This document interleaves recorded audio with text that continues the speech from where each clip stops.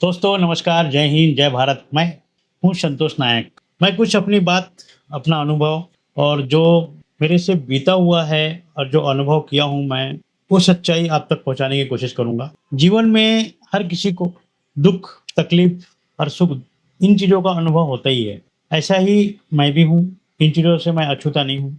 मेरे पास दुःख थोड़ा ज़्यादा है, सुख थोड़ा कम है और इसका कारण भी मैं स्वयं हूँ। किसी और कोई और दोषी नहीं है, मैं को खुद इसका कारण हूँ। इंसान जो भी इंसान है, लोग हैं, स्वतः ही वो अपने दुःख के कारण बनते हैं। आपकी लालच या फिर आपकी चाहे वो लालच अच्छी हो या बुरी हो, चाहे आप किसी के सुख के लिए, आप किसी के अच्छे के लिए भी आपने लालच किया, आपने थोड़ा-सा बिना सोचे-समझे कोई कदम उठाया है, तो वहाँ भी आपको दुःख मिल सकता है। किसी की सेवा के लिए भी आपने अगर थोड़ा-सा रिस्क लिया है, तो वो भी आपकी लालच ही है कि आपने हमेशा सोचा कि नहीं अगले का भला हो जाएगा तो अपना भी अच्छा। पर एक्चुअल में वो ऐसा नहीं होता। उसमें हमारी लालच है, या तो हम कहीं सेवा के भाव से या फिर कहीं पे हम अच्छे करने के लिए, अच्छे दिखने के लिए या सबसे बेहतर करने के लिए हम ये कुछ ना कुछ ऐसी गलतियाँ कर बैठते हैं, उससे क्या होता है कि हम परेशानी में आ जाते हैं। अच्छी खासी लाइफ़ भी कभी-कभी उलझ जाती है। ऐसे ही मैं हूँ। अच्छा हुनर है मेरे पास में, सिलाई मशीन रिपेयरिंग का और बेचने का, मेंटेन करने का, गारमेंट फैक्ट्री कैसे डालना है, किसी को गारमेंट फैक्ट्री में कैसे काम करना है, इन चीज़ों से रिलेटेड काफ़ी अच्छा अनुभव मिला। लेकिन मैं भी कहीं न कहीं अपने आप को, हर इंसान मुझे लगता है कि अपने आप को नहीं समझ पाता है पूरी तरह से, तो वो गलती कर बैठता है और बहुत कम लाखों करोड़ों में 1-2 इंसान ही मिलेंगे जो खुद को समझ पाते। अब मैं उसमें तो हूँ नहीं, मैं तो भीड़ में शामिल हूँ। तो कई चीज़ें मेरे से गलती हुई है, जिसका परिणाम ये है कि आज मैं परेशानी में भी हूँ। फिर भी मैं इससे निकल कर कुछ बेहतर करने की कोशिश कर रहा हूँ। इन्हीं चीज़ों का कुछ अनुभव है और परेशानी में कुछ चिंताओं का विषय है और आज की जो व्यवस्था है अपने देश भारत में, कई चीज़ें ऐसी लोगों को निराशा लेकर आती है और उसका दुःख का कारण भी बनती है। देश में अभी लोगों को हमेशा एक ही चीज़ बताया गया है कि लोकतंत्र देश है और भारत हम सबका है। यहाँ तक तो बिल्कुल सही है। लेकिन लोगों को ये नहीं समझाया गया है कि हमारी ज़िम्मेदारियाँ क्या हैं। हर लोकेशन, हर जिले की अपनी एक पहचान है, हर राज्य की अपनी एक पहचान है। उसका भी सम्मान करना ज़रूरी है, उसका भी आदर करना ज़रूरी है और लोगों को ये भी अपनी बात कहने का तरीका भी होना चाहिए। अब भाषा पे हम लड़ रहे हैं, अंदाज़ा लगाओ, इससे बुरी और इससे विडंबना बुरी बाहर के लोग जो जिस मकसद से हमारे देश में हानि पहुँचाना चाहते हैं, वो तो खुश होंगे कि देखो इनको कैसे लड़ाया जा सकता है। तो हमारे देश में लोगों को एक चीज़ सोचना होगा कि हम भारतीय तो हैं, लेकिन हमारी ज़िम्मेदारियाँ, अगर हम उस ज़िम्मेदारी को नहीं निभाएँगे, तो हम कैसे उस पे हक जता पाएँगे? तो जैसा आज, लेकिन एक तरफ से गुंडा जैसे हरकत भी नहीं करना चाहिए। जैसे भाषा के नाम पे लोग कर्नाटक में कन्नड़ नहीं बोल रहे हैं, उसको कोई हिंदी वाले को मार रहे हैं। तमिलनाडु में हिंदी से इतनी नफ़रत बढ़ा दी वहाँ की लोगों, 4 हर 5 साल में दोबारा उनको जनता के सामने जाना है। एक न एक दिन तो बाहर जाना पड़ सकता है। उनको इतना भी नहीं पता है कि पब्लिक के साथ में अगर आज नफ़रत करते हैं, कल कुछ होता है तो वही पूरा देश उनको साथ देता है। तो एक-दूसरे में हम कैसे मिलेंगे? लेकिन ये नफ़रत, ये इनकी देन नहीं है, ये पेपेट है। ये कुछ कंट्रियाँ हैं जो इनको जो कंट्रोल करती हैं, ताकि इस देश में अस्थिरता बनी रहे। मैन्युफैक्चरिंग के तरफ बिल्कुल ध्यान ना जाए, शिक्षा के तरफ में बिल्कुल ध्यान ना जाए, स्वास्थ्य के तरफ में बिल्कुल, यानी मूलभूत सुविधा की तरफ में ये लोग ध्यान, पब्लिकली अवेयरनेस ना हो, तो कहीं न कहीं कुछ न कुछ रूप में उलझा के रख दिया जाता है। अभी जैसे इस समय में जुलाई, अगस्त के समय में एडमिशन और शिक्षा से रिलेटेड काफ़ी एक्टिविटी होती है, तो इसी समय इन लोगों ने देखो इतनी सारी हरकतें कर दी है। गवर्नमेंट भी कहीं न कहीं सहयोग करते हैं, लोकल प्रशासन वगैरह। मुख्य जो है वो तो कहीं न कहीं चाहते हैं कि देश का अच्छा डेवलपमेंट हो, लेकिन उनके नीचे में जो एजेंट की तरह रहते हैं, कई कंट्रियों के लिए बैटिंग कर रहे हैं आप, तो वो कहीं न कहीं देश में अराजकता और माहौल खराब करने की पूरी कोशिश हो। अब महाराष्ट्र में किसी को भी आप दुकान में जा रहे हैं, भाषा के लिए अब उनका क्या संवाद होता है वो तो हकीकत नहीं पता होती है।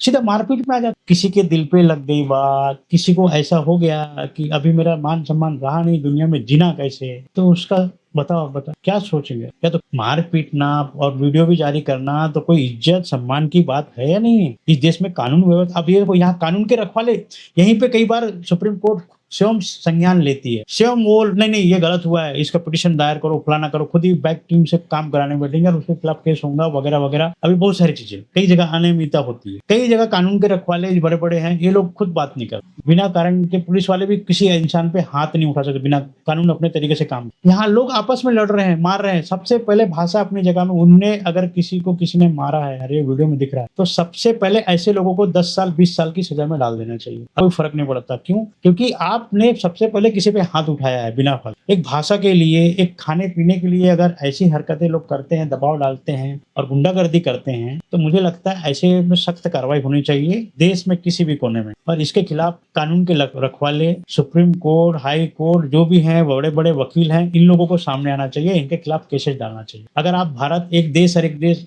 हम बात करते हैं, हम भारतीयता लोकतंत्र की बात करते हैं और हर तो ये क्या है? ये गुंडागर्दी नहीं है तो क्या है? भी किया है मेरे ट्वीट में जाके देखेंगे तो शायद वो किसी को बुरी भी लगे, किसी को अच्छा लगे। मैंने उसमें सीधा बोला है, बहुत पहले बोल दिया था कि हमारे देश में भाषा जो लोकल भाषा है जहाँ की, जैसे महाराष्ट्र में तो मराठी है, कन्नड़ है तो कर्नाटक है तो कन्नड़ है, तमिलनाडु है, तेलुगु है, जो भी तमिल है, जहाँ-जहाँ जो भाषा है, लोकल भाषा को प्रथम रूप देना चाहिए कि लोकल भाषा सबसे पहले नंबर 1। उसके बाद में हमारे देश में हमारी पहचान होनी चाहिए हिंदी, सेकंड में हिंदी, जिसको चॉइस करना है हिंदी करे लोकल, और थर्ड में हमको अभी हम दुनिया में बिजनेस करना है तो हम हमारी 55% से ऊपर आबादी हिंदी बोलती। अब उनको एक अगर हम इस चीज से बाहर कर देंगे तो कैसा होगा? तो हिंदी को सेकंड प्राथमिकता जरूर देनी चाहिए। शायद देश की भाषा तो नहीं बनेगी, लेकिन हमारी आधिकारिक भाषा में सेकंड नंबर में कर देना चाहिए और थर्ड नंबर में इंग्लिश कर देना चाहिए। इंग्लिश बहुत कम लोग बोलते हैं, हाँ, लेकिन दुनिया में काफी जगह, काफी देशों में बोली जाती है। पर हमारे देश में सबसे प्यारी आज बॉलीवुड हिंदी से पहचान है। हमारे ज्यादातर जितने भी अभी आते हैं, आप लेख देखेंगे यूट्यूब में, सबसे ज्यादा वीडियो हिंदी के मिलेंगे आप। उसके बाद में इंडिया की बात कर रहा हूँ, तो हमें सबसे ज्यादा लोकल भाषा को सपोर्ट करना चाहिए, चाहे कोई भी क्षेत्रीय, चाहे वो छत्तीसगढ़ी हो, चाहे वो भोजपुरी हो, चाहे वो बंगाली हो, पंजाबी हो, हरियाणी हो, उस क्षेत्र की भाषा को, उस क्षेत्र के लीगल डॉक्यूमेंट से लेके हर जगह उसको प्राथमिकता मिलनी चाहिए, क्योंकि वो क्षेत्र के लोगों के विकास के लिए चीजें होती है ना। तो भाषा भी उनकी क्षेत्र की होनी चाहिए, उनका ही डेवलपमेंट होना। अब बाहर से कोई जाके वहां पे कुछ कर रहा है तो वो उसकी अपनी मर्जी है, लेकिन उसको क्षेत्र की लैंग्वेज, क्षेत्र का धरोहर, क्षेत्र का इतिहास का सम्मान करना होगा। ऐसा नहीं कि आपने अपनी मर्जी का आप रह रहे हो एमपी में और आप महाराष्ट्र में आके बोलोगे नहीं आपको यहाँ पे हिंदी ही सुनना पड़ेगा, हम आए हैं तो हम हैं तो वही होगा। ऐसा नहीं होता। आप आए हो मध्य प्रदेश से तो महाराष्ट्र में अगर वो आप कर रहे हो तो आपको सबसे पहले मराठी का सम्मान करना हो। आप मराठी का सम्मान करिए। और आप यहाँ पे लोगों से, आम लोगों से मिलके कुछ काम करना चाहते हो या फिर यहाँ नौकरी करना चाहते हो तो आपको मराठी सीखना चाहिए। क्यों? क्योंकि आपका संवाद, आपका उनसे मिलन, एक दूसरे से बातें करना, एक दूसरे को समझाना, ये आसान हो जाएगा। दूसरा, आपका अपना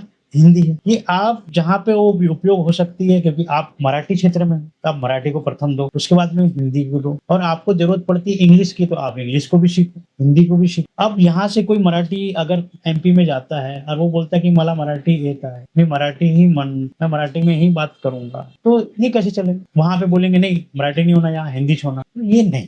देखो, ये नफरत बहुत दूर तक जाएंगी अगर आज जब इसको रोका नहीं गया, आज लोगों को समझाया नहीं गया, तो आगे जाके बहुत परिणाम गलत हो। तो दोस्तों, मैं एक छोटी सी विचार रख रहा हूँ, यहाँ से शुरुआत कर रहा हूँ मेरे चैनल का। आगे काफी अच्छे वीडियो आएंगे। मैं चाहता हूँ कि मेरे चैनल से सबके लिए अच्छा मैसेज डालूं और उसके बाद में धीरे धीरे हम आगे बढ़े और सच रखें ताकि लोगों तक सच पहुंचे। हमें हर क्षेत्र के कल्चरल भवन बनाने चाहिए। मराठियों का अपना इतिहास है, नागपुर में क्या होता था पहले, क्या इतिहास था, ऐसे कल्चरल, ऐसे सामुदायिक भवन, ऐसे ऐतिहासिक भवन बनने चाहिए। बड़े बड़े भवन आज के हिसाब से एआई से बढ़िया हाईटेक भवन होना चाहिए, ताकि लोग आए उस भवन में, उस जिले का, उसके आसपास जहां तक उसका प्रभाव है, उस क्षेत्र का उसका इतिहास हो, फिर देश का इतिहास हो, वहां पे देश में तरक्की में क्या योगदान है, उन चीजों के बारे में वहां प्रदर्शनी लगी रहे। ऐसी बहुत सारी चीजें। दूसरा, हम एजुकेशन में हम 5वीं से 10वीं तक के बच्चों को समय समय पर ऐसे कल्चरल भवन में विजिट कराएं, उनको दिखाएं कि हमारा देश का इतिहास है। सब्जेक्ट वाइज उनको सिलेक्ट दें और उनको ऐसे कल्चरल भवन में बकायदा विजिट भी करेंगे, अच्छा होगा। प्राइमरी स्कूल है, गवर्नमेंट स्कूल है, प्राइवेट स्कूल है, सब आना चाहिए, तभी हम देश से जुड़ सकते हैं, एक दूसरे से जुड़। और हर क्षेत्र की अपनी पहचान होनी चाहिए, किस क्षेत्र में किस चीज के बारे में जाना जाता है, उसका